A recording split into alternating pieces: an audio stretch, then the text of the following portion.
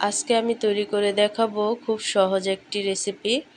আর সেটা হচ্ছে সুজির ভাপা পিঠার রেসিপি। আর এখন যেহেতু শীত চলে আসছে, তো বাঙালির ঘরে ঘরে কিন্তু এই পিঠার উৎসবটা সবার ঘরে ঘরেই কিন্তু চলবে। আর বাঙালি তো পিঠা ছাড়া শীতের সময় চলতেই পারে না, পিঠা খায় না এমন কেউ নেই।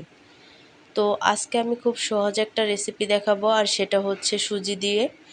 তো আমরা তো সবসময় চাল দিয়ে এই পিঠাটা তৈরি করে থাকি, তো আজকে আমি সুজি দিয়ে করে থাকবো। তো সুজি দিয়ে কিন্তু এই ভাপা পিঠাটা খুব সুন্দর হয় এবং খেতে অনেকটা টেস্টি হয়।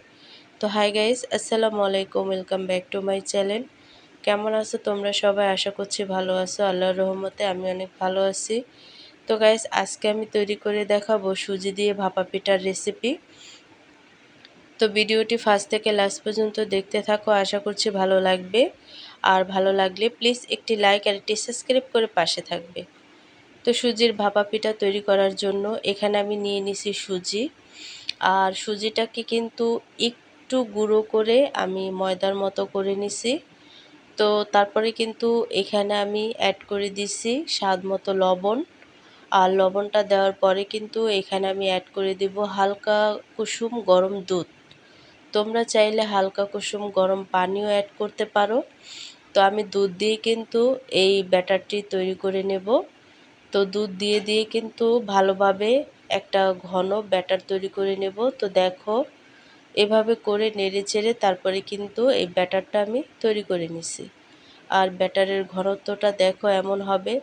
তো আমি ব্যাটারটা 5 মিনিটের জন্য একটু রেস্টে রেখে দেব, যেহেতু সুজি ফুলতে একটু টাইম লাগবে।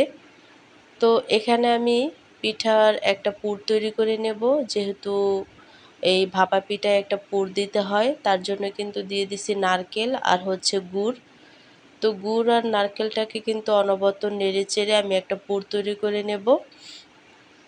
আর এই পুরটা দেখবে অনবরত নাড়তে নাড়তে কিন্তু এই পুরটা তৈরি হয়ে গেছে।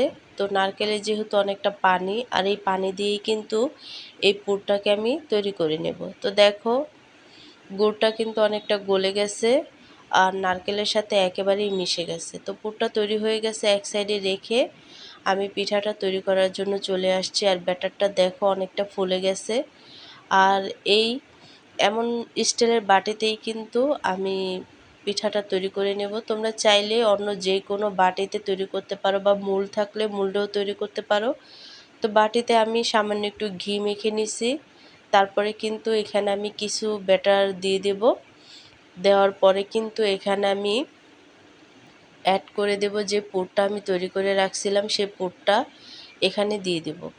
দেওয়ার পরে কিন্তু আবারও আমি এখানে ব্যাটার দিয়ে দেব। তো দেখো, পুরটা কিন্তু কম বেশ করে তোমরা বেশি বা কম দিতে পারো। তো যেহেতু ভাপা পিঠা একটু বেশি দিলেই ভালো হয়। তারপরে কিন্তু আমি এখানে আরও কিছু ব্যাটার অ্যাড করে দেব।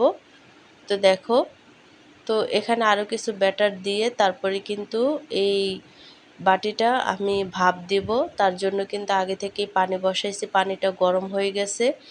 এখানে আমি দিয়ে দিছি ভাপ দেওয়ার জন্য। তো আমি একটু ঢেকে দেব। ঢেকে দেওয়ার পরে কিন্তু পিঠাটা হয়ে যাবে। আর পিঠাটা হতে তেমন একটা টাইম লাগে না। তো দেখো, খুব সহজভাবে কিন্তু এই পিঠাটা তৈরি হয়ে যায়। তো পিঠাটা হয়ে গেছে। তো এভাবে করে আমি সবগুলো পিঠাই কিন্তু তৈরি করে নেব। তো আরেকটা পিঠা আমি দেখাচ্ছি। তো এখানেও কিন্তু আবারও ব্যাটার দিছি। ব্যাটারটা দেওয়ার পরে কিন্তু পুরটাকে আমি অ্যাড করে দেব। তো পুরটা অ্যাড করার পরে কিন্তু আরও কিছু ব্যাটার এখানে আমি অ্যাড করে দেব। তো দেখো, আরও কিছু ব্যাটার আমি এখানে অ্যাড করে দিছি। দেওয়ার পরে কিন্তু এই বাটিটা আমি আবারও ভাপ দেওয়ার জন্য দিয়ে দেব। তো দেখো, খুব সহজেই কিন্তু এই পিঠাগুলো তৈরি করা যায়, আর একেবারেই সময় লাগে না। তোমরাও কিন্তু গায়েস এমনভাবে পিঠাটা তৈরি করে খেতে পারো। তো দেখো, পিঠাটা কিন্তু একেবারেই হয়ে গেছে। আর এইভাবে সবগুলো পিঠাই কিন্তু আমি তৈরি করে নিছি। আর দেখো, পিঠাগুলো দেখতে কতটা লোভনীয় হয়েছে। আর একেবারেই কম সময়ের মধ্যে কিন্তু এই পিঠাগুলো তৈরি করে খাওয়া যায়। তোমরা যদি চাও বিকাল টাইমে বা সকাল টাইমে এই পিঠাগুলো একেবারেই খুব কম সময়ের মধ্যেই কিন্তু তৈরি করে খেতে পারো। আর তৈরি করতে তেমন একটা সময় লাগে না। তো ছোট থেকে বড় সবাই কিন্তু এই পিঠাগুলো খেতে অনেকটা পছন্দ করবে। আর পিঠা যেহেতু সবাই অনেক পছন্দ করে, আর পিঠা বলতেই কিন্তু সবার অনেকটা পছন্দের পিঠা। তো আজকের রেসিপিটা কেমন লাগছে অবশ্যই কিন্তু কমেন্টে জানাবে। তো অন্য কোনো রেসিপি নিয়ে তোমাদের মাঝে আবার চলে আসবো। আজকে এই পর্যন্তই। সবাই সুস্থ থাকবে, ভালো থাকবে, আর এই রেসিপিটা অবশ্যই বাসায় ট্রাই করবে। তো আল্লাহ হাফেজ।